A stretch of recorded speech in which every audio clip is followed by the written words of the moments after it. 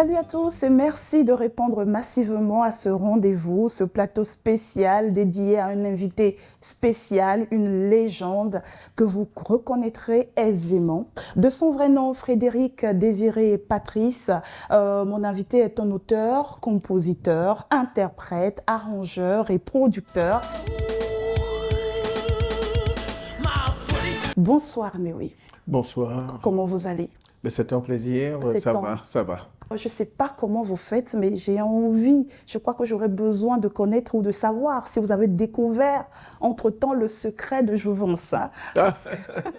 Vous restez... On me taquine toujours avec ça. Ben, il y a de quoi, parce que non, mais moi, je vous ne ne trouve changez pas. pas. Je ne trouve pas que je ne change pas. Ah ouais, c'est peut-être dans la tête. Oui. Ben, c'est peut-être dans ma tête, Oui. mais bon, en même temps, devant le miroir aussi, parce que quand je me regarde, je trouve que j'ai pris un coup de vieux. Donc, bien évidemment, dans ces cas-là, on essaie de se bichonner un peu chaque fois qu'on doit mettre le nez dehors. Et c'est peut-être ce qui fait que je camoufle bien ma vieillesse. Ben, je fais comme les femmes. Voilà, c'est-à-dire chaque matin, je me mets devant le miroir au moins une demi-heure avant de sortir. J'en doute, j'en doute. En tout cas, moi, je trouve que vous êtes resté extrêmement compétitif. Vous êtes resté jeune, élégant. Merci. Et vos œuvres également le témoignent très bien. D'ailleurs, il y a environ un mois, vous nous avez sorti encore un nouveau bébé qui invite à se laisser aller sur la piste de danse. Bobo Goats, qui a déjà comptabilisé des milliers de vues sur YouTube. Alors, quel est également le secret de votre créativité ? Mais le secret de la créativité réside dans sa faculté à maîtriser un métier. Ok. Tout métier doit pouvoir se maîtriser. Et pour maîtriser un métier, il faut l'apprendre. Tout à fait. J'ai appris à faire ce métier qui me passionnait. J'ai toujours, tout petit, j'ai rêvé d'être chanteur, d'être un artiste. Donc, je me suis formé. Et à partir du moment où vous vous formez, il n'y a pas de raison que vous ne soyez pas performant si vous restez sérieux dans le travail. Et c'est ce qui a caractérisé ma carrière depuis le début. Et c'est ce qui m'amène à être encore aujourd'hui dans la compétition. D'accord. L'un de vos titres, Les génies vous parlent. Oh, oui. Cette façon de le dire en début, les génies vous parlent. Oui. Je crois que ça démontre bien, comme si vous laissez une plage pour exprimer le génie en vous, qui vous laisse exprimer par le biais de cette œuvre particulièrement. Non seulement le génie en moi, mais le génie qui caractérise un peu la tradition africaine. Tout à fait. On ne connaissait pas Dieu avant la colonisation. Le Dieu de la Bible, je veux dire. Et on avait nos dieux ici. On avait notre, ou du Coran, des imams. Tout à fait. Et de la religion musulmane. Donc, quelque part, j'estime que nos valeurs doivent rester protégées autant d'années après, si on n'a pas compris qu'on nous embarquait, nous, les Africains, dans une démarche un peu pour arranger une autre civilisation plutôt que nous arranger nous, en ce moment-là, il y a un problème. Donc, moi, j'ai pris la résolution de défendre ma culture corps et âme. Et c'est ce que j'ai fait sur Les génies vous parlent. Mettre nos génies africains en avant, mettre notre tradition en avant, mettre notre savoir-faire en avant. Justement, parlant de la tradition africaine, la spiritualité, c'est vrai que ce sont des notions qui ressortent de pratiquement toutes vos œuvres. Et il y a environ 5 mois, 6 mois tout au plus, vous avez sorti vraiment un morceau qui est très entraînant, mais qui révèle cette, je ne sais pas comment le dire, pour que ça puisse, pour bien retracer le fond de ma pensée, mais ça montre également votre ouverture par rapport à la culture d'autrui. Par rapport à la culture du Gabon précisément, avec le titre « Gabon, serre-moi »,« Gabon, serre-moi ». Ah oui, c'était beau. Oh oui, aïe, aïe. Oh oui, aïe. Ben oui, Gabon, serre-moi, oui, ben, le titre c'est Gabon. C'est un titre que j'ai composé depuis les années 92-93. Wow, et ça ne sort que maintenant. J'avais tourné le clip à l'époque, quand j'étais allé au Gabon. D'accord. Malheureusement, le réalisateur est décédé quelques semaines après avec les images. Alors pas retrouvé les images, Donc les ça avait rushs. déjà été... C'était déjà tourné, mais on n'avait pas encore fait le montage quand le réalisateur, malheureusement, a disparu. Ah ça. Et du coup, le clip n'est jamais sorti et j'avais tellement mal que, à la faveur de mon dernier voyage au Gabon, il y a un peu plus d'un an, j'ai décidé de reprendre le tournage et bon, ça donnait ce que vous voyez. C'est Mais vrai je ne que... me suis pas arrêté qu'au Gabon. J'ai sillonné quasiment toute l'Afrique, quasiment, hein, Oui, parce que même le l'Afrique, elle est Togo. grande, même le Togo. Tout à fait. Bon, j'allais y revenir à la fin, mais Tout j'ai à fait fait. le Sénégal, j'ai fait le Cameroun, j'ai fait le Burkina Faso, j'ai fait le Mali, j'ai sillonné toute l'Afrique en musique jusqu'au Congo. Wow. Ben oui, il y a plein de pays comme ça que j'ai honoré à travers ma musique. Voilà. Est-ce vous le faites à cause de votre engagement en faveur de la culture africaine, de la tradition africaine? J'ai estimé, depuis que j'ai mûri, depuis que je suis devenu un grand adulte expérimenté, que j'étais africain avant d'être ivoirien. Et C'est profond, ça. ben oui, Citoyen africain. on était tous africains avant d'avoir des C'est vrai. Avant qu'il nationalités n'y ait des diverses. frontières, qu'on Voilà. ne délimite que ceci appartient à tel pays ou à tel autre pays. C'est simple, je vais vous faire un aveu. Le patois que je parle, qui est le Nzima, est parlé au Ghana. J'ai des parents là-bas et eux aussi, ils ont des parents chez nous. C'est la frontière qui nous a juste séparés. Donc, c'est pour vous dire que cette notion de panafricanisme, je l'ai en moi depuis quelques années et j'ai voulu défendre cela en musique par le travail. Par le travail. Alors, dites-moi, je me dis qu'on ne devient pas un grand adulte tout simplement parce que les années passent. C'est la somme des expériences, c'est la somme des convictions, c'est la somme des leçons auxquelles nous sommes confrontés tout simplement en vivant. Quelle est la place de la spiritualité dans votre vie? La spiritualité, pour moi, est un point d'ancrage pour poser des actes. C'est sur cette base-là qu'on peut pouvoir juger le bien, ou pour ne pas dire le bien, qu'on peut juger le bien et le mal. Ouais, c'est ce que je voulais dire. Donc, à partir du moment où vous devez poser un acte, si vous réfléchissez sur la base de la spiritualité, vous pourrez vous dire, ah non, ça c'est bon ou ça c'est pas bon. Mais quand vous n'avez pas cette notion-là, forcément vous naviguez à vue. Et c'est là où on ne se rend même pas compte qu'on fait du mal.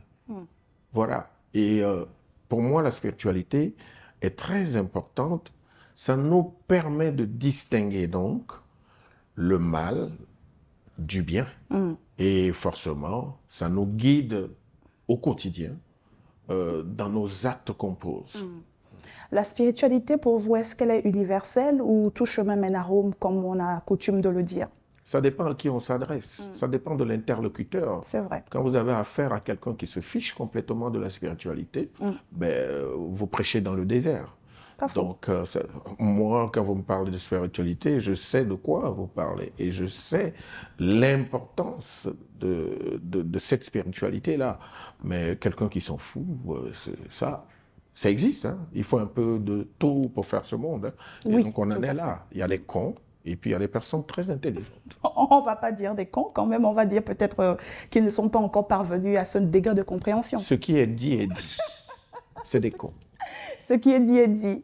D'accord. Alors, que répondriez-vous aux personnes qui diabolisent la culture africaine, qui trouvent qu'elle est diabolique, qu'elle est mauvaise, qu'elle fait du mal, qu'elle est, entre griffes, sale, qu'elle est ceci, qu'elle est cela?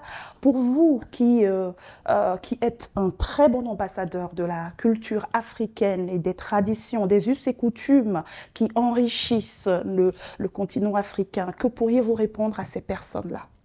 Vous avez parlé de richesse. Là, dans votre propos, Tout à fait. ça résume tout. L'Afrique est riche par sa culture, par sa tradition. Alors, si vous avez affaire à une personne qui décrit ces valeurs-là, soit elle est ignorante, soit elle trouve malin plaisir à nous enfoncer parce qu'elle estime que si elle nous encense, on va lui faire de l'ombre. C'est si simple que ça. Donc, il faut faire très attention à votre interlocuteur. Et ça vient très souvent de là-haut, là-bas. Là. Hein, les continents qui sont autour de nous. Autour de nous. Ils ont tendance à nous enfermer sur cet aspect abruti pour nous faire croire qu'on est inférieur à eux. Mais on a compris. On est d'une génération qui a tout compris. Qui a compris tout de cette manipulation. Et aujourd'hui, on est certain, on a bien compris qu'on n'est pas forcément supérieur à eux. Mais pas inférieur. Mais pas du tout inférieur. Surtout pas. Voilà, c'est le même sang qui coule dans nos veines de toute façon. Absolument. Voilà. Alors, pour faire une petite parenthèse, c'est vrai qu'en ce moment, la Coupe d'Afrique des Nations, hein, elle bat son plein Oui. en Côte d'Ivoire. On a la chance de recevoir tout le continent chez nous en Côte d'Ivoire. Et selon les réseaux sociaux, c'est une édition particulière. La joie de vivre des Ivoiriens a contaminé tous ceux qui sont dans le pays en ce moment apparemment. Alors, que pensez-vous de la qualification? Je ne sais pas si je peux me le permettre, miraculeuse. Hein? Ah ben oui, elle est miraculeuse. Elle est miraculeuse. Oui, pour les huitièmes de finale. Ben, je pense que le Maroc nous a rendu service. C'est vrai. Et je suis triste de voir cette équipe partir après nous avoir rendu service. Dans toute chose, il y a la réalité et puis il y a la spiritualité. Tout à fait. Je pense que la réalité nous a éliminés il y a un peu plus d'une semaine. Et puis la spiritualité nous a repêchés. OK. Et quand la spiritualité vous repêche, on parle de miracle. Tout à fait. Mais attention, quand la spiritualité vous repêche, ça veut dire qu'elle a un plan pour vous. Ce n'est pas un plan désastreux. Parce que tout ce qui est spirituel... Pourquoi est-ce que j'ai l'impression que vous voulez m'amener à me dire que peut-être que la coupe restera en Côte d'Ivoire cette année? C'est mon vœu. Mais D'accord. c'est la spiritualité qui va décider. À partir du moment où elle a décidé de nous repêcher, c'est pas pour nous laisser en route. N'est-ce pas? C'est pas pour nous laisser en chemin.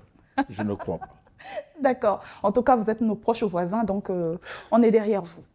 Merci beaucoup. Que pense Mewe? Mewe, pour ceux qui ne le savent pas encore, signifie mon chemin.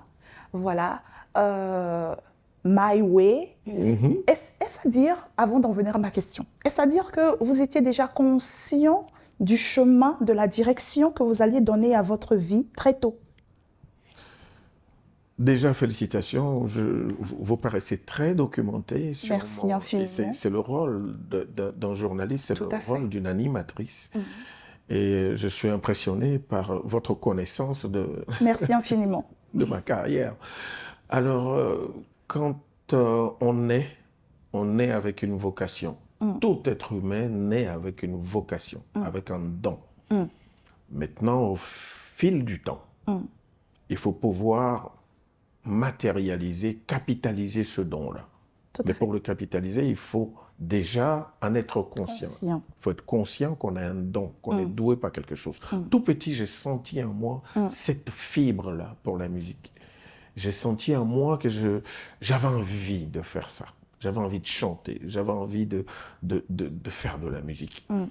Et donc, bien évidemment, pour la famille chrétienne d'où je suis sorti, et de laquelle je suis sorti, c'était naturel que je suive mes parents à l'église. Voilà. À l'église catholique, on chante beaucoup, on danse beaucoup. Et j'ai commencé comme ça, par la chorale, par l'église. Une bonne formation d'ailleurs, la chorale. Très, très bonne formation pour les chrétiens. Oui. Pour les musulmans, je ne maîtrise pas. Oui. Mais Pour les chrétiens, c'est Une très bonne formation pour se familiariser avec les harmonisations, avec les harmonies, gammes et autres. les gammes, Voilà. les tonalités, Tout à fait. les altos, les ténors, Les basses, sopranos. les sopranos. Voilà. Et j'ai grandi dans cet environnement-là. OK. Et du coup, au fur et à mesure, je me suis formé à la chorale jusqu'à ce que, avec l'avènement des chorales de jeunes, avec du matériel, de la batterie, des guitares, des pianos et tout, j'ai commencé à m'acclimater aux instruments. Et c'est comme ça que j'ai grandi dans ce milieu-là. Donc forcément, ma fibre, elle était là, mais j'ai eu le mérite, pour le dire, j'ai eu le mérite de me former. Et c'est ce qui m'a amené aujourd'hui à exister avec des performances depuis plus de 35 ans bientôt. Bientôt 35 ans, en effet. Alors, justement, vous avez évoqué un point tout à l'heure qui a suscité mon intérêt. Vous êtes vous êtes sorti d'une famille chrétienne où on vous amenait bien évidemment à l'église. Est-ce que vos parents ont vu d'un bon œil le fait que vous n'ayez pas eu envie de faire carrière dans un bureau ou d'être fonctionnaire ou d'être ceci, cela? Est-ce qu'ils ont vu d'un bon œil? Est-ce qu'ils ont accompagné votre désir jeune mais fort de faire carrière dans la musique? Très belle question. Merci. Très belle question. Il y a 40 ans en arrière, faire de la musique, c'était faire un saut métier. Et je suis né dans cet environnement-là aussi. D'où la complexité qui peut être liée à ma carrière. J'imagine les conflits familiaux également. Voilà. On allait à l'église, jusque-là, ça va. Mais quand il fallait aller après, quand je suis devenu adolescent, à des répétitions d'orchestre, on commençait à me lorgner. Tout à fait. Il est clair qu'à l'époque, je suis issu d'une famille modeste. Quand un père fait l'effort de ramener, de vous instruire, de vous amener à l'école avec ce que ça coûte en énergie et financièrement, c'est pas pour que vous finissiez sur une scène. C'était, en général, c'était pour finir dans un bureau au moins, ou dans un cabinet. Tout à fait. Mais pas sur scène. Et du coup, et surtout, à l'époque, on ne s'attendait pas à ce que ça puisse rapporter, ça puisse nourrir son homme, prendre soin d'une famille et leur donner de plus grandes perspectives. C'est simple, c'était 45 ans en arrière. Vous comprenez? Donc, c'était très, très difficile. C'était très difficile. Il m'est arrivé, dans mon adolescence, de sortir de la maison par la fenêtre, au nom de ma passion. Parce que le feu était brûlant. Ah oui, parce que il y avait une entrée à notre domicile, il y avait une seule sortie. Les autres sorties annexes, c'était les fenêtres. Donc, quand papa dit « tu ne sors pas parce que je sens que tu t'en vas encore faire tes trucs de musique là, avec tes amis. » Traîner avec les amis. Du coup, vous êtes dans la chambre et l'idée qui vous vient, c'est de passer par la fenêtre. Faire le mur. Faire le mur et disparaître. Donc, j'ai été chicoté. J'imagine le nombre de fois. Ah oui, j'ai été chicoté. Donc voilà, quand cette passion vous anime, forcément, les coups de fouet et tout ça, vous les bravez. Et jusqu'à ce qu'un jour, en 81, je gagne le plus grand trophée sur le plan de la musique amateur, qui était le trophée qui distinguait un peu les meilleurs groupes du moment au sein de cette émission-là, par le biais de cette émission Podium à la RTI. Tout à fait. Et donc, quand je remporte ce trophée-là et que je rentre à la maison, mon père est le premier à me porter en triomphe. Ouais. Parce qu'il a vu son fils à la télé avoir le premier prix national devant tous les autres. Donc, c'était une fierté. Et là, forcément, c'est un tournant dans ma petite carrière amateur. Et le père commence à me regarder différemment et se dit, ah, finalement, ce petit-là, il est doué pour ce métier, donc on va suivre ça de près. Et c'est comme ça que, bon, il a commencé à être plus compréhensif. Ma mère aussi, d'ailleurs. Et bon, les choses ont évolué jusqu'à ce que je me prenne en charge. Qu'est-ce qui a fait que avec toutes ces privations, ces punitions, ces interdictions, vous ne vous êtes pas relâché, contrairement à un bon nombre de personnes. C'est la passion. Tout C'est la simplement. passion. C'est Ça la suffit. passion. Il faut être passionné par ce qu'on fait. Mais quand on est passionné, il faut travailler. Surtout. Il faut travailler. Après le travail, il faut être sérieux dans le travail. Parce qu'il y a beaucoup de personnes qui connaissent les métiers, mais qui ne sont pas sérieuses. Il faut être sérieux. Après le sérieux, il y a un facteur très important, c'est la persévérance. Très, très important. En toute Il faut chose, d'ailleurs. persévérer. Parce qu'on peut être excellent et puis ne pas être cité parmi les meilleurs. Et c'est très souvent comme ça. Très, Les très meilleurs souvent ne sont comme pas ça. souvent cités parmi les meilleurs. C'est incompréhensible, mais c'est comme ça. Et du coup, la persévérance est un facteur très important. Quand vous y croyez, que vous donnez les moyens d'y arriver, sur la base de la persévérance, vous ne lâchez rien, tôt ou tard, l'étoile va briller.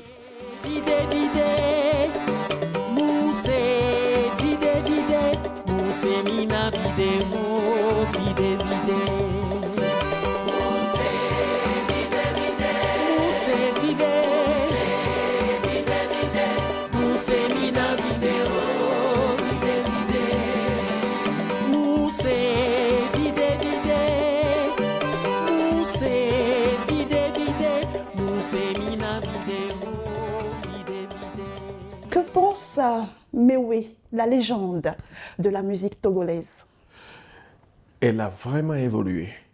Je suis venu... Ça me fait plaisir Ah d'entendre oui, ça. elle a énormément évolué. D'accord. Et je pense que c'est un peu dû à cette prise de conscience, je pense, sur le plan extra-artistique.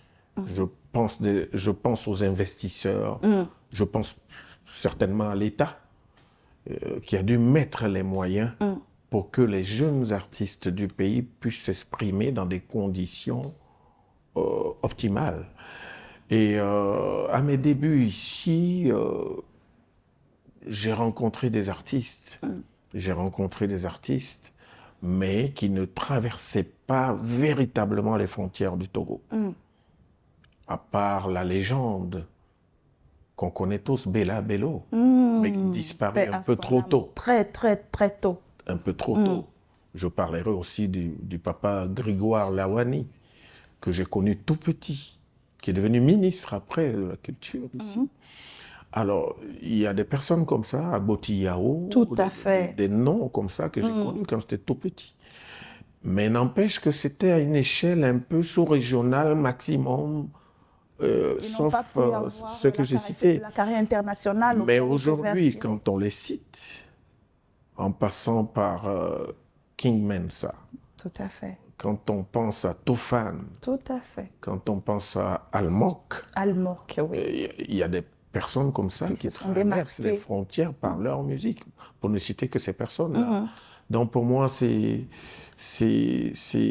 très important d'accompagner les artistes. Nous avons souvent des talents en Afrique, mais qu'on n'accompagne pas suffisamment.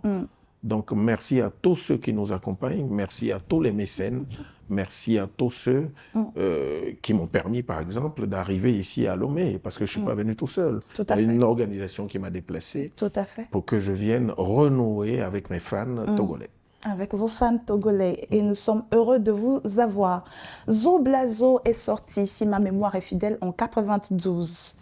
Et 91, exactement, 200% Zo Blazo. 200% Zo Blazo. Oui. Et encore aujourd'hui, ça fait danser. J'ai assisté à des fêtes où, à un moment, peut-être, voilà, tout le monde se met dans se sent profondément ancré dans des discussions.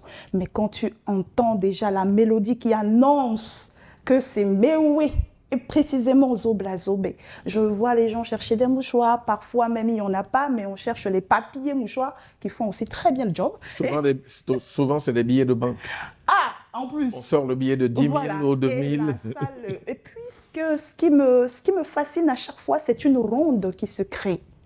Et on se met l'un derrière l'autre, on fait une ronde et chacun prend son mouchoir. Parfois, il y en a un qui n'en a pas et puis l'autre lui passe un. et on se met tous à, voilà, 200%, zoom, blason, 300. C'est quelque chose de merveilleux. Comment êtes-vous parvenu à créer ce chef-d'œuvre? Parce que je crois que la génération après nous, même celle d'après encore, appréciera ou dansera toujours sur ce morceau. Comment est-ce que l'inspiration là vous est venue? L'inspiration est divine. C'est vrai. L'inspiration est divine. Ça, pour Moi, le débat. je suis incapable de vous dire comment je me suis assis un jour comme ça pour dire, OK, je vais écrire comme ça, je vais faire telle mélodie, je vais faire... Et le clip, voilà. Oui. Mais alors, on était dans les années 90-91. Je devais sortir mon deuxième album. Le premier album était un carton déjà, parce que je sortais du monde amateur. Tout à fait. J'arrive sur l'échiquier professionnel avec un tout premier album. Boum, je suis numéro 1 en Côte d'Ivoire. Meilleur chanteur de Côte d'Ivoire. Plusieurs fois primé, plusieurs distinctions. Déjà en 90. Parce que ma carrière commence en 89. Voilà. Donc en 90, tout de suite, je suis meilleur chanteur de Côte d'Ivoire. Donc j'avais décidé tout simplement d'écrire une chanson pour célébrer ma victoire. Donc c'était juste comme ça. On a gagné. C'était juste pour célébrer ma victoire. Et donc, j'écris cette chanson-là, qui sort en 91 pour le deuxième album. En 92, la Côte d'Ivoire gagne pour la première fois la Coupe d'Afrique des Nations. Alors là. Concours de circonstances, c'est l'hymne à la victoire. Waouh. On a gagné partout. Et ça fait un boost à ce titre qui s'étale non seulement sur la Côte d'Ivoire, mais sur le continent africain, puisque derrière ça, il y a les élections présidentielles. Les événements se sont enchaînés. Voilà, il y a eu beaucoup de concours de circonstances. Et ça fait de ce titre-là un titre intemporel. Tout à fait. Mais à la base, qu'est-ce qui se passe? Je dis bien, quand on est un professionnel d'un métier, qu'on connaît son métier, qu'on a bien appris, je prends toujours l'exemple du mécanicien. OK, tu es très bon mécanicien, mais si tu es sérieux, normalement, quand tu prends un véhicule qui est en panne, tu le repars, ton client ne revient plus. Parce que tu as réparé. Vraiment. Et tu as trouvé les bonnes pièces. Tu as été sérieux. Et c'est comme ça que je travaille. Quand je rentre en studio, c'est pour faire un travail, pas pour faire un coup. Et vous vous êtes entouré des meilleurs d'ailleurs, les Kassav également, justement, pour ajouter leur touche à vos œuvres. C'est dans le casting aussi que souvent la différence se fait. Moi, je suis principalement chanteur et aussi musicien. Mais n'empêche que si je veux m'entourer de bons musiciens, il faut faire le casting qu'il faut pour que ces gens-là viennent exécuter comme vous voulez le travail sur la base de l'excellence. Tout à fait. Et quand vous travaillez sur cette base-là, vous ne faites pas un morceau pour un jour ou pour la mode. Vous faites un morceau pour la vie. Et c'est comme ça que je travaille. C'est super. En tout cas, je vais permettre à nos internautes de se remémorer cet excellent souvenir. D'ailleurs, ce morceau qui, comme vous venez de le dire, s'inscrit pour la vie, s'inscrit pour plusieurs générations à venir, qui sera d'ailleurs étudié aux écoles de musique, hein, j'en suis certaine. Ça se fait déjà. Ah, en plus. Il y a des universitaires qui font des thèses sur ma musique. Waouh! Ouais, à l'INSAC, à l'Institut national supérieur des arts et de la culture en Côte d'Ivoire. Peut-être même dans d'autres pays, mais chez nous déjà, il y a eu plusieurs thèses sur ma musique. Super.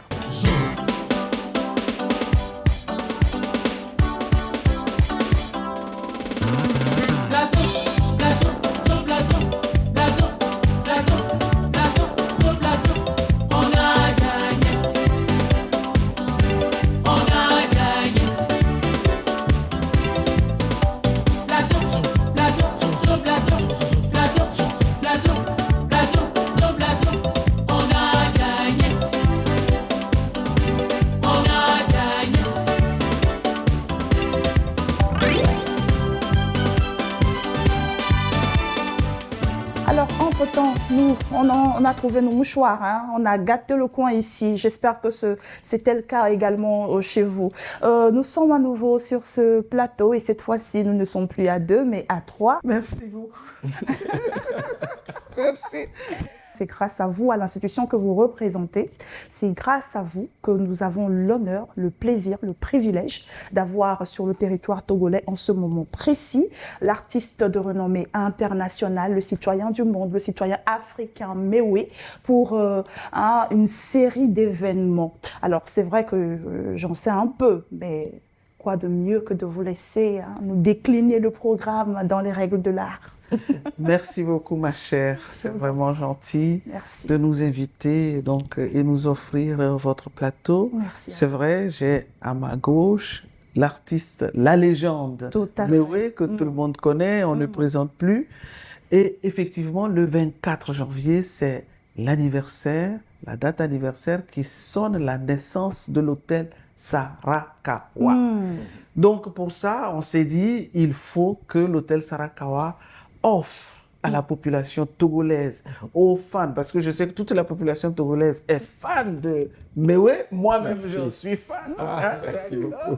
Merci. Donc, qu'on offre Zoblazo en personne, en chair et en os aux populations togolaises. On va emprunter leur expression, on va gâter le coin. On va gâter le coin. Vous voyez, j'ai déjà mon mouchon. On va gâter le coin. Donc, donc la légende nous a fait vraiment cet honneur d'accepter et d'être avec nous. C'est le beau national, il ne pouvait pas dire non. Exactement. À l'honneur au Togo. Oui, c'est ça, parce qu'il a épousé une Togolaise. Sinon, on l'arrache entre-temps. Donc, effectivement, il y aura une série d'événements. Ça commence par le Club Nights, Aske, by Prince Lorenzo. Vous le connaissez, notre triple champion de boxe. Tout à fait. Donc, qui a un nightclub à l'hôtel du 2 février. Donc, le 2 février, ce serait donc le soir au nightclub Aske by Prince Lorenzo. Voilà. Le 3, vous êtes dans les jardins de l'hôtel Sarakawa, en open space, avec Méoué, la légende, toutes les femmes, celles qui ont des lolos, des petits, des grands, soyez là. Il y en aura pour tous les goûts. Soyez là. Donc, vraiment en open space, grandeur nature, on va se faire des grillages. On va pas jouer la carte de la prudence. On va se faire des grillades et tout. Et on va danser, on va s'enjailler, comme dirait quelqu'un. Et le lendemain, le clou, la légende est toujours là. Le dimanche 4 février, il est toujours là avec nous. On va organiser un brunch à l'hôtel Sarakawa de 11h jusqu'à 16h. Donc, la légende. En plus, c'est un brunch. Voilà. Et il est arrivé hier et depuis hier, il est avec nous, il est cool. Je ne m'attendais même pas. Vous savez, c'est la première fois que je le touche comme ça. Donc, je ne m'attendais pas qu'il était si cool et tout. Venez nombreux. Venez, on va s'amuser. Surtout, le brunch, c'est un brunch. Et c'est un open space. Donc, vous pouvez venir avec vos enfants, venir avec toute la famille et en profiter pour leur montrer. Voilà pourquoi pas aussi, Méoué est disponible, pourquoi pas prendre quelques photos avec lui. C'est des moments à privilégier. Il y a ces instants qui ne reviennent plus. Et sachons vivre à petits coups, mais en imprimant d'excellents souvenirs. Je vais même rajouter, donc quand vous rentrez dans le hall de l'hôtel Sarakawa, vous avez Méoué comme ça, en grandeur nature, bien, une grande photo avec... je risque de vous suivre. Avec la carte, la carte du roi. N'est-ce pas? Et puis dans les jardins, on a fait un coin. Vous savez qu'à Sarakawa, nous savons le faire, les coins photos. Donc on a fait un coin photo avec siège de roi. Et je suis sûr que Méoué se fera le plaisir de vous donner des autographes. Venez nombreux. Venez on est là. Nombreux. Plus rien. Samedi, il n'y a plus rien à rajouter. L'hôtel Sarakawa vous appartient. On va leur donner un avant-goût, non? Qu'est-ce que vous en pensez? Pourquoi pas? Un avant-goût Je suis un peu exigeante, je m'en excuse. Un morceau qui m'a toujours fait rêver. Une de vos collaborations Lequel? Non, mais celle avec Monique Seka. Yaya des mains. Oh, si vous pouvez me faire l'honneur, de nous offrir quelques mélodies, histoire de faire savourer nos gens. Ok. Monga chianeye, abokon mobi unene Maria. Monga chianeye, abokon mobi utene Maria. Munga mupianya, abokon tene matenenia. Munga mupianya, abokon nene matenenia. Je suis restée sur ma faim, donc je prends rendez-vous pour les 3 événements et je vous invite à en faire de même. Merci infiniment pour votre présence sur ce plateau dans nos locaux de Nouveau TV. Merci infiniment pour avoir accepté l'invitation de l'hôtel Sarakawa. Et je le confirme, nous serons de la partie et voilà, je suis sûre qu'il en sera de même pour tous ceux qui nous suivent en ce moment. Rendez-vous donc vendredi, samedi, dimanche. Vendredi, samedi à partir de 19h, dimanche de 11h à 16h. Ne vous faites pas compter l'événement.